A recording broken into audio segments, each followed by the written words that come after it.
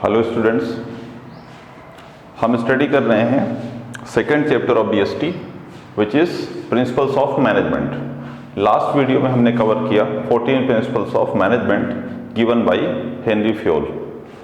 In this video we are going to study about principles of scientific management given by F W. Taylor. तो ये principal जो है F.W.. Taylor ने दिया है, हम उनको स्टडी करने वाले हैं।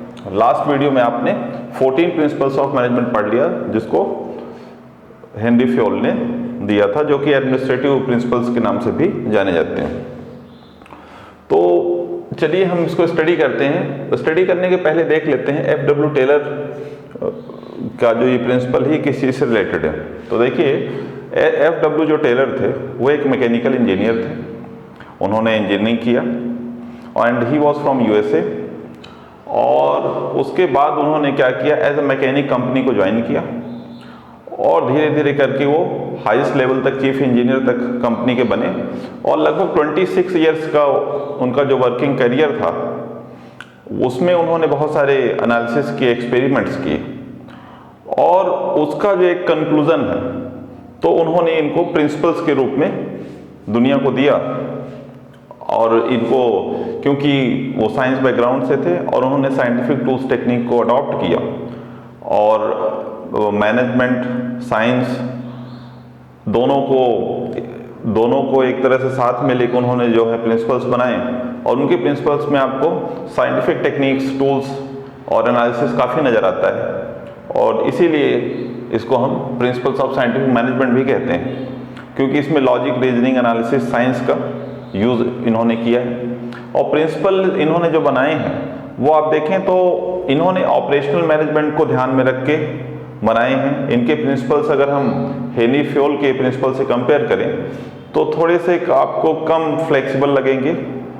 14 प्रिंसिपल जो फ्योल ने दिए थे ज़्यादा फ्लेक्सिबल थे, क्योंकि फ्योल का जो प्रिंसिपल्स थे उन्होंने टॉप मैनेजमेंट के पर्सपेक्टिव से प्रिंसिपल बनाए और इन्होंने जो प्रिंसिपल बनाए वो ऑपरेशनल मैनेजमेंट के पर्सपेक्टिव से प्रिंसिपल बनाए। टेलर के जो जितने प्रिंसिपल हैं उनका जो एक ऑब्जेक्टिव है वो प्रोडक्टिविटी को इंक्रीज करना है, बेस्ट वे को फाइंड आउट करना है और इनके लिए साइंटिफिक टूल्स टेक्निक का यूज़ करना है। इन्हीं के आसपास इनके प्रिंसिपल्स का जो एक तरह से मैं कहूँ समरी है या जो मेन एरिया है इनके, ये मेन जो कॉन्सेप्ट है इनके प्रिंसिपल्स का वो यही रहेगा कि कैसे हम प्रोडक्शन और प्रोडक्टिविटी को इंक्रीज करें, वेस्टेज कम से कम करें और किस तरह से हम साइंटिफिक टूल्स टेक्निक का यूज़ करके हम बेस्ट वे फाइंड आउट करते हैं। तो आइए स्टडी करते हैं। पहले देखते हैं कि F W. Taylor what did he mean by scientific management. उनकी खुद की उसका जो मीनिंग उन्होंने दिया उसको स्टडी करते हैं। तो उन्होंने साइंटिफिक मैनेजमेंट का जो मीनिंग दिया वो है, scientific management means knowing exactly what you want. देखिए ये वर्ड बहुत इंपॉर्टेंट है, आपको पता होना चाहिए कि आप क्या चाहते हैं, एग्जैक्टली व्हाट यू वांट। तो पहला चीज ये क्या कहते हैं, scientific management means knowing exactly what you want meant to do. आपकी कंपनी में जो एम्प्लॉयज हैं आप उनसे एग्जैक्टली क्या करवाना चाहते हैं। Scientific management means knowing exactly what you want meant to do and seeing that they do it in the best and cheapest way by F W. Taylor. ये प्रिंसिपल किसने दिया, एफ.डब्ल्यू. टेलर ने दिया। तो ध्यान से देखेंगे कि ये कह रहे हैं कि साइंटिफिक मैनेजमेंट का मतलब होता है कि पहले तो मैनेजर या जो भी बॉस है वर्क करवाना चाह रहे हैं तो पहले तो उसको पता होना चाहिए कि what he want meant to do exactly. तो क्या चाहता है कि वो अपने एम्प्लॉय से एग्जैक्टली करवाना क्या चाहता है, तो पहले तो उसको बहुत क्लियर होना चाहिए। दूसरी बात, जब वो क्लियर हो जाए कि उसको क्या करवाना है अपने एम्प्लॉय से, तो फिर वो ये देखे कि उसके जो एम्प्लॉयज हैं वो इसको कैसे करें बेस्ट वे। जैसे कि अभी मैंने आपको बताया उनका जो ऑब्जेक्टिव है और उनकी जो थ्योरी है वो क्या कहती है कि हमको बेस्ट वे फाइंड आउट करना है, ठीक है ना। किसी भी काम को करने का उनका मानना था कि एक बेस्ट वे होता है, उसको हमको फाइंड आउट करना है। तो वही वो यहाँ भी कह रहे हैं कि पहले तो आपको खुद क्लियर होना है कि आप एग्जैक्टली क्या चाहते हैं अपने मेन से या एम्प्लॉय से करवाना, और उसके बाद आप ये देखें कि वो इसको बेस्ट और चीपेस्ट वे में करें। बेस्ट वे में भी करना है और चीपेस्ट वे में भी करना है। तो चीपेस्ट वे जो है वही बेस्ट वे बनेगा, लेकिन चीपेस्ट वे का मतलब यह है कि आपको, इसका मतलब ये नहीं हो कि आपको क्वालिटी के साथ कंप्रोमाइज करना है। आपको सब कुछ अच्छा रखना है, बेस्ट रखना है, लेकिन साथ में चीपेस्ट वे में रखना है। जब चीपेस्ट वे की बात कर रहे हैं तो आपको याद आएगा, मैंने पहले वीडियोस अगर आपने देखे होंगे मेरे प्रीवियस वीडियोस, तो जब हमने बात की थी इफेक्टिवनेस और इफिशिएंसी की, मैंने कहा था मैनेजमेंट के 3 इंपॉर्टेंट एलिमेंट होते हैं। एक प्रोसेस होता है, दूसरा इफेक्टिवनेस और इफिशिएंसी, 3 चीजें पे हमने बात की थी।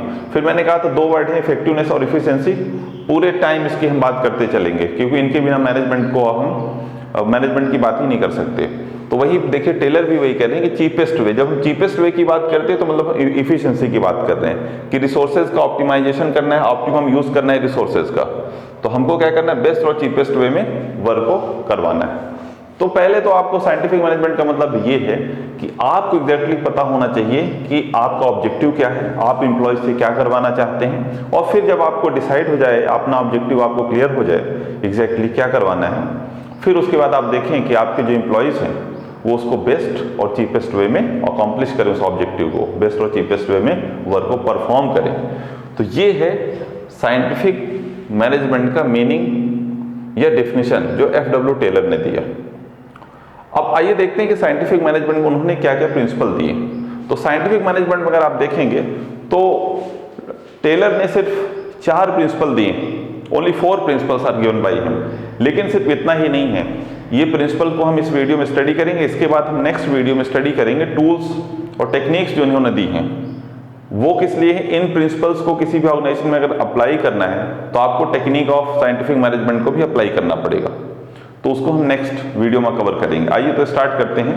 हमारा पहला प्रिंसिपल जो है साइंटिफिक मैनेजमेंट का वो है science not rule of thumb.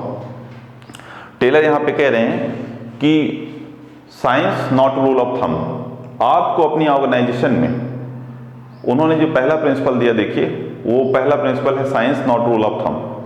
पहले बात कर रहे हैं कि हमको क्या अडॉप्ट करना है, साइंस को अडॉप्ट करना है, रूल ऑफ थंब को अडॉप्ट नहीं करना है। तो चलिए दोनों का थोड़ा सा मतलब समझ लेते हैं। साइंस का मतलब होता है लॉजिक, रीजनिंग, एनालिसिस, एक्सपेरिमेंटेशन। इन सब चीज़ों से आप क्या करते हैं, एक बेस्ट वे फाइंड आउट करते हैं।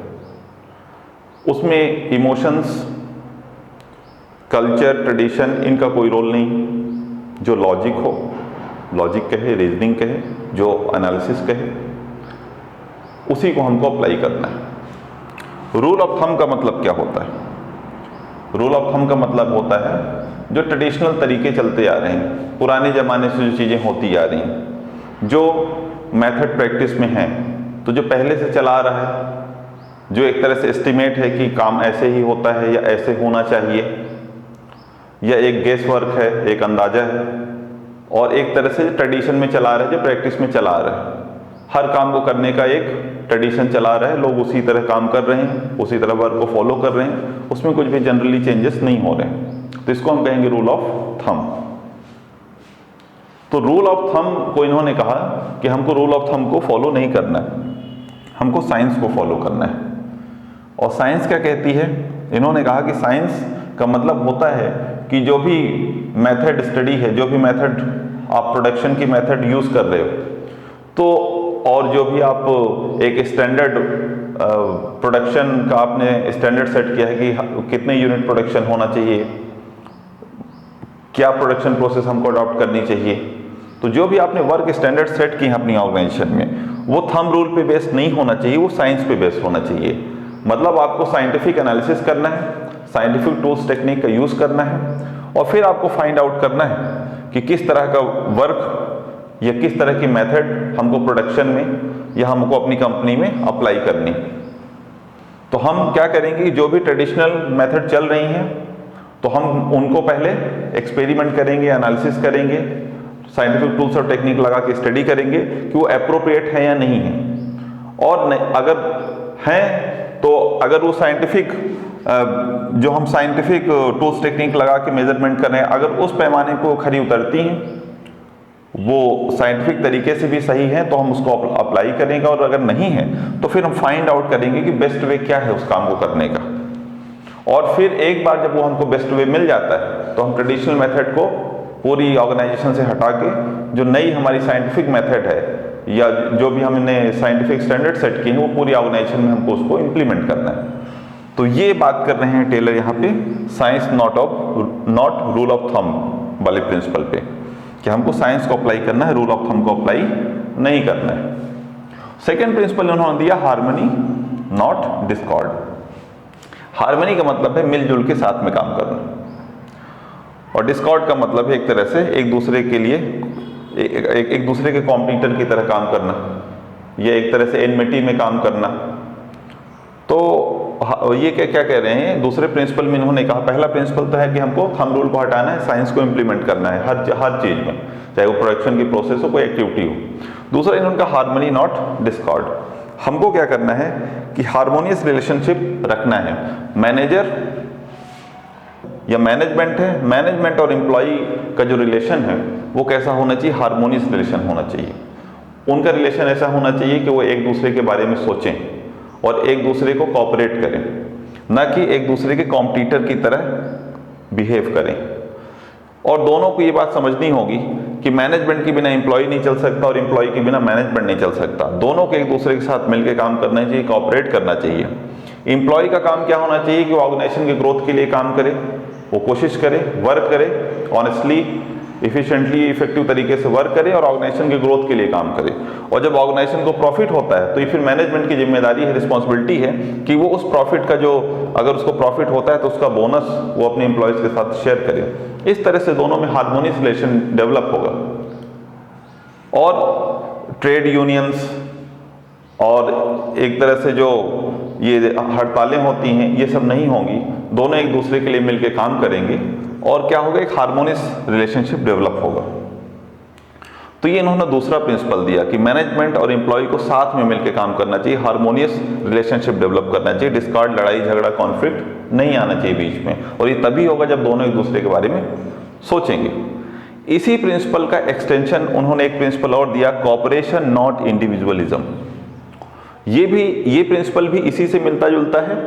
इसमें बात करें कॉपरेशन नॉट इंडिविजुअलिज्म, मतलब वही बात फिर से है कि मैनेजमेंट और एम्प्लॉय को क्या करना है, एक दूसरे के साथ मिलकर काम करना है, कोऑपरेट करना है। इंडिविजुअलिज्म नहीं करना है, मतलब सिर्फ अपने बारे में नहीं सोचना है। ऐसा नहीं होना चाहिए कि मैनेजमेंट सिर्फ अपने प्रॉफिट के बारे में सोच रहा है और एम्प्लॉय सिर्फ अपना प्रॉफिट देख रहा है।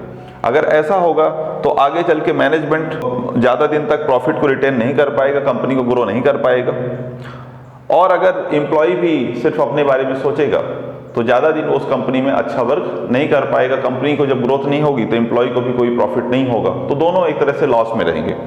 तो इसलिए क्या करना चाहिए कि इसके लिए एक तरह से ज़रूरत है कि दोनों में एक इस तरह का थॉट प्रोसेस डेवलप किया जाए ऑर्गेनाइजेशन में, और ये उनको समझाया जाए, बताया जाए। एम्प्लॉयज़ को भी ये मैसेज दिया जाना चाहिए, इस तरह से कम्युनिकेशन जाना चाहिए, उनको इन्फ्लुएंस करना चाहिए उनके बिहेवियर को कि किस तरह से कॉपरेशन से उनको बेनिफिट है, और मैनेजमेंट को भी समझना चाहिए कि कॉपरेट करने से ही उनको भी बेनिफिट है, क्योंकि दोनों एक दूसरे के साथ में चलेंगे तो ही दोनों को फायदा होना है। इंडिविजुअलिज्म नहीं होना चाहिए, कॉपरेशन होना चाहिए।